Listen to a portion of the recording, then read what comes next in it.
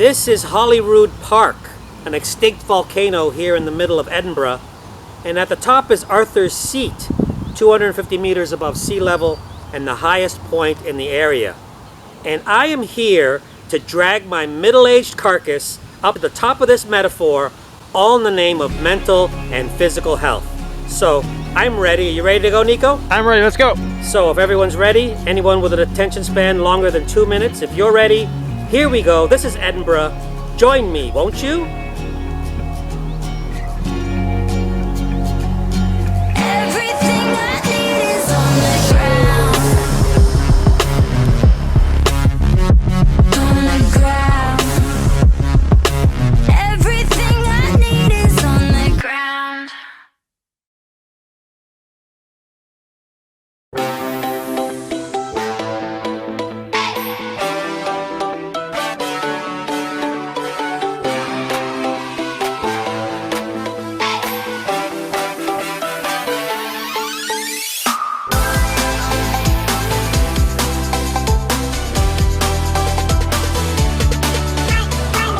So there's this funny moment in Rocky 3 where Adrian, Rocky, and Polly, they leave Philadelphia, they get on a plane, they fly to Los Angeles, then they take a cab downtown, and Apollo Creed is in the cab, that's important, and then when they get to their destination, Polly gets out of the cab and then says, "What the hell are we doing here in LA?"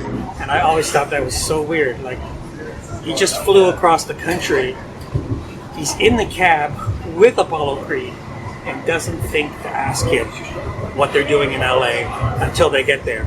So I thought that is awkward exposition. So in the spirit of awkward exposition, Nico, I believe you have a question for me. Yeah, Dad, what are we doing in Edinburgh? That's a very good question. So we are going to visit some historical sites. I'm a big fan of history. And we're going to visit some movie locations around the city. You and I, we had a lot of success. We visited Tokyo. We saw a lot of locations from the anime Your Name. And it's always really satisfying when you can get the exact location. I think we're going to have a lot of success here with finding locations. So I'm looking forward to that. So we're here in Newtown on Princes Street.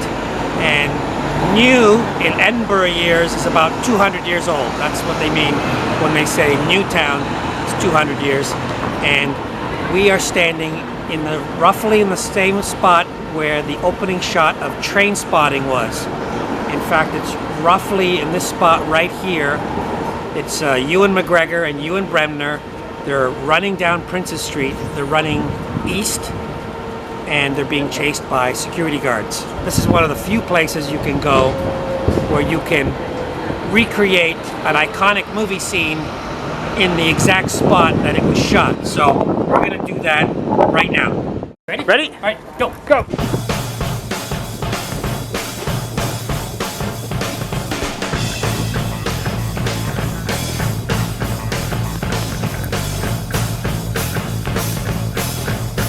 A couple shots later, and Ewan run down this flight of stairs and then make a right onto Calton Road, where they keep running under the huge arch tunnel near Waverley Station. Let's go to Old Town now, where we find the Warriston Close stairs off Coburn Street, seen in many movies including One Day with Anne Hathaway. Further up Coburn Street is a shot from Avengers Infinity War. A short walk away is the Greyfriars Kirkyard, where we find locations from 1969's The Prime of Miss Jean Brodie. This is Dame Maggie Smith in her Oscar-winning performance, giving her students a lesson here in the cemetery. In this scene, actor Robert Stevens, who was married to Maggie Smith at the time, runs out of his flat in nearby Merchant Street and runs into the kirkyard to talk to Miss Brodie. Later, they visit the Vennel, which has great views of nearby Edinburgh Castle, where Miss Brodie gives a history lesson about Mary, Queen of Scots. Near the Vennel is Harriet Place, site of a scene from 2010's Burke and Hare, the comedy about the 19th century serial killers. On the Royal Mile on Milnes Court, we find the location of one of Burke and Hare's murders. I'm gonna be murdered. Just to be clear, this is the location of a movie murder and not an historical location of where someone really got murdered. Murder! So, we're here on the Royal Mile, and this is Lady Stairs Close, that was used in the 1959 movie Battle of the Sexes with Peter Sellers. Now, if you were to ask me what's the fascination with movie locations, I would say that it's a tangible connection to the past, that these actors once stood in these places. At the Royal Scottish Academy, Peter Sellers stood in this spot, and that's really cool. You can say that about old movies. Newer movies, not so much. Avengers Infinity War featured a fight scene shot on Platform 2 at Waverley Station. With special effects being as sophisticated as they are, do actors need to physically be there? News reports from the time talked about the movie shooting there, but made no mention of any actors. I'm not saying they weren't there, but it's not clear that they were. And finally we go to Holyrood Park, which has been in countless films, like this scene in Chariots of Fire, as well as T2, the Trainspotting sequel. So I was able to match a couple of shots, but this last one was a bit tricky. I think I got the right spot, but the sun wasn't in the right place. Oh, so close.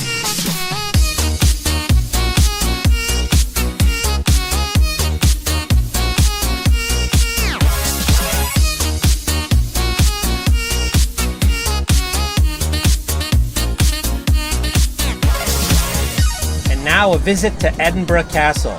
This was a real treat. History everywhere I turned. It was a blast being there. The first thing you take in are the amazing views from the top of Castle Rock. You can see Holyrood Park, the Firth of Forth, the Scott Monument, and then looking out of the cannon embrasures and imagining one of the many battles fought over this castle in the last 1,000 years or so. Had the privilege of seeing the Scottish National War Memorial. No cameras were allowed inside, but it's very impressive. It has high ceilings, feels like a cathedral. It was very moving. Then there were the Scottish Crown Jewels. Very beautiful and impressive. No cameras allowed in there either, but everything else has an accompanying video. We visited the apartment where Mary Queen of Scots lived. There's no furniture in there, it's an empty room, but has portraits on the wall showing the lineage of kings and queens before and after Mary's life. There's an adjoining room to this apartment where it is believed James VI of Scotland was born. That was really cool. The oldest building in Edinburgh Castle would be St. Margaret's Chapel, dating back to the 12th century. A small and very serene space. The castle also has a dog cemetery. Started during Queen Victoria's reign, it's a burial place for officers' dogs. Then there's Mons Meg, a huge 500-year-old cannon called the Great Iron Murderer. It has a barrel diameter of 20 inches. The stone cannonballs for this thing are enormous, some weighing up to 380 pounds. Mons Meg could fire a shot up to 2 miles away. Try to imagine this thing in action. In the castle you will find the National War Museum of Scotland and the Royal Scots Dragoon Guards Museum, honouring the history of the Scottish Army. A lot of great exhibits, but I particularly liked these recruitment posters.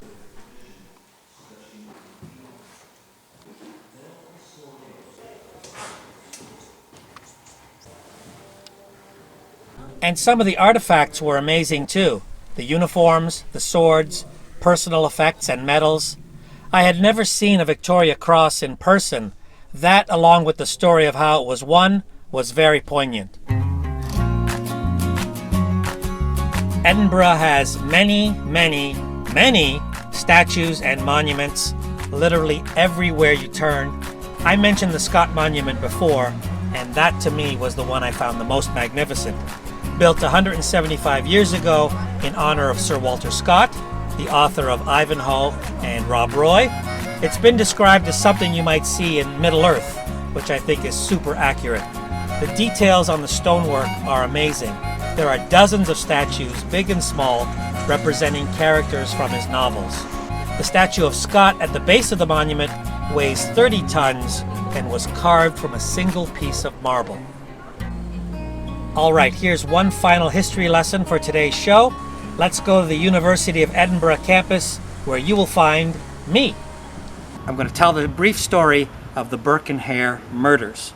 So apparently, in the early 19th century here in Edinburgh, there was a shortage of cadavers for medical schools. So William Burke and William Hare stumbled across the idea that if they got their hands on a freshly dead corpse, they could sell it to Dr. Robert Knox, who was the head of the anatomy school. So the idea is that they would get their victims drunk, then they would murder them, then they would bring them up that Blackfriar Wynn Street, up the High School Yards Street in the dead of night, and then they would deliver them to this building here.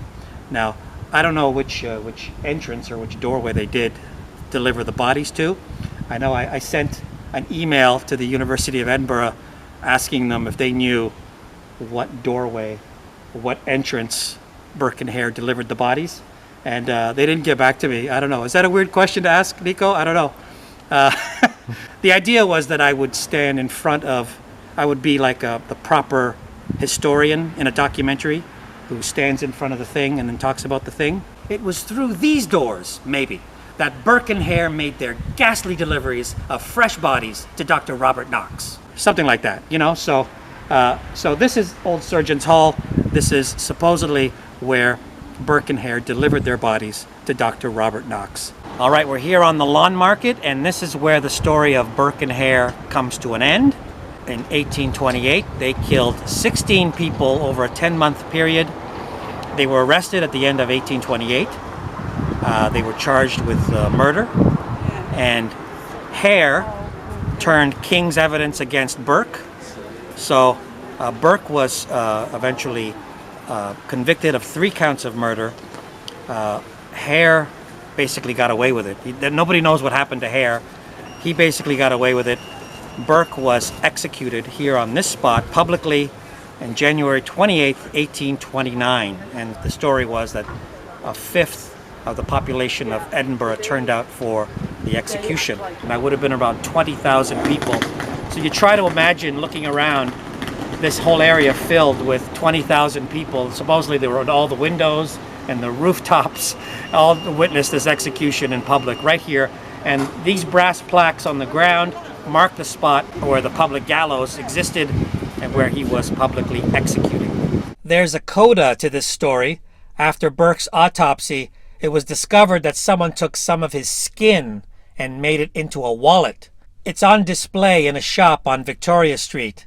This is William Burke's skin wallet. That's lovely. And now for the When in Rome segment of the program, we go to Mum's Great Comfort Food on Forest Road, and I try the haggis with mash and pureed turnip. All right.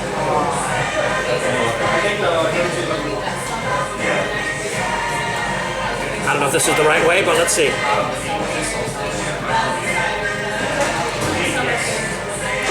Not bad. Good. Good. That's a vivid description, Joe. Great use of words. Let's go to Birdie's Proper Fish and Chips, where they have a unique variation on haggis.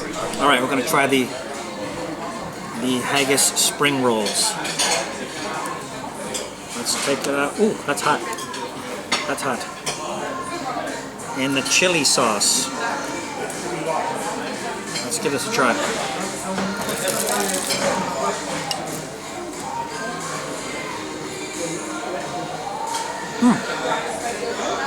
Similar to the haggis from yesterday.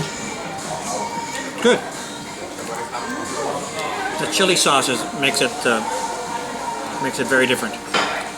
Good, better. But yeah, it tastes about the same as the haggis from yesterday. Good and better. I hope everyone's appreciating this insightful commentary. We're about to wrap up this episode with our visit to Calton Hill.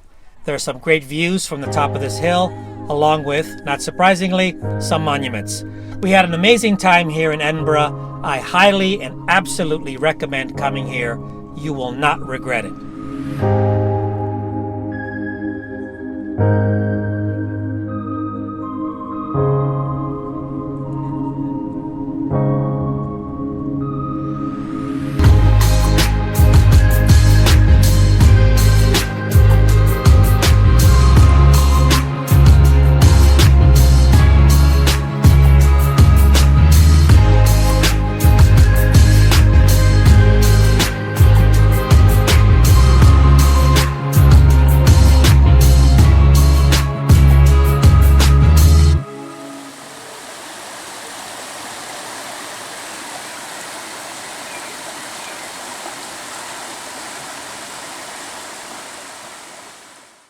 All right, so we're here at Holyrood Park. We're ready to tackle Arthurseat. So why are we here? No, that's your question. That's your question. Sorry, why are we here at Arthurseat? Very good question, Nico. So I started this YouTube travel channel December 2019, right at the beginning of the pandemic, so perfect timing. Like many people, I had to cancel my travel plans. Like many people, I gained a lot of weight under quarantine. So I had a lot of time to think about what I wanted to do. I was working from home, so I'm sitting in that basement office, freezing, thinking about a lot of things. So I was thinking, what could I do? I like to travel, so what could I do that could also take off some of this blubber? And I was also thinking about that I've had my ups and downs and my struggles with depression, and I'm not likely to go on about it. So, but it's something that I was thinking about as well. So I'm not here because it's some great athletic achievement to tackle Arthurseat. Many people do it. But the idea was that I would be like an example to you and Bella, right? So this is what you think about, Nico. When you're a parent, you think about being an example to your kids. So this is the idea, was that about striving and continuing to move forward, even on the many days where I just didn't feel like it. So that was the idea. So that's why we're here. And I'm dedicating today's climb to my aunt and uncle, Maria and Antonio, who were taken by COVID last year. Just two of the sweetest people you could ever know. So Zia and Zio, this is for you. Here we go. It all starts with a step.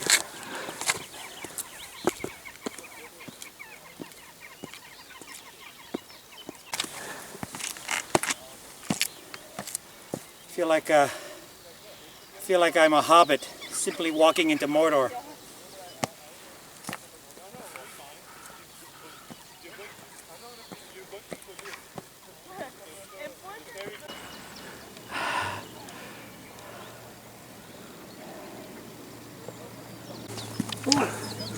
Don't fall. I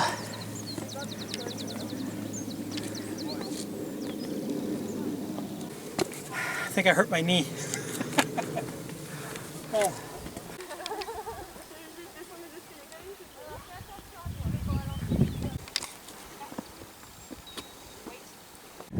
We're almost there. There it is. This is the final push to the top. Let's go.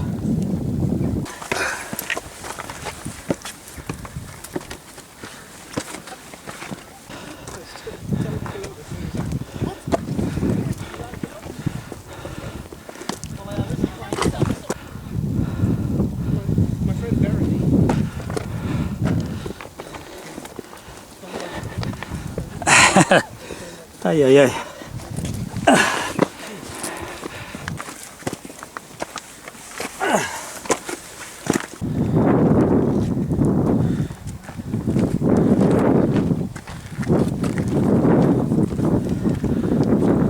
Last few meters.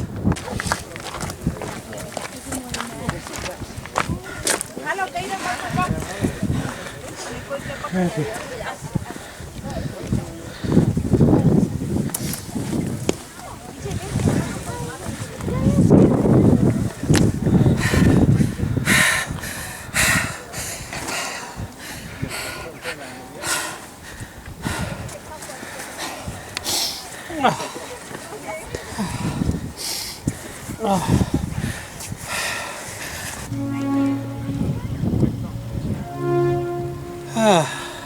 How you feel, Dad?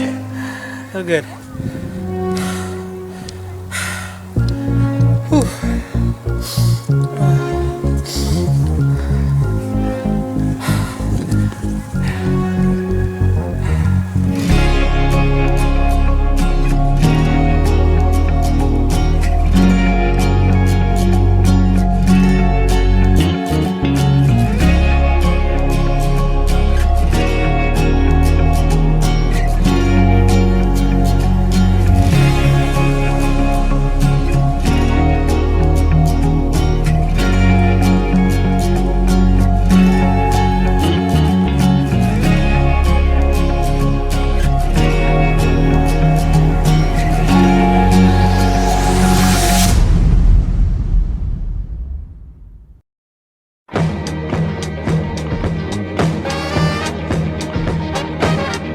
forget to subscribe to the channel, and don't miss our next episode as I climb the steps of the Eiffel Tower.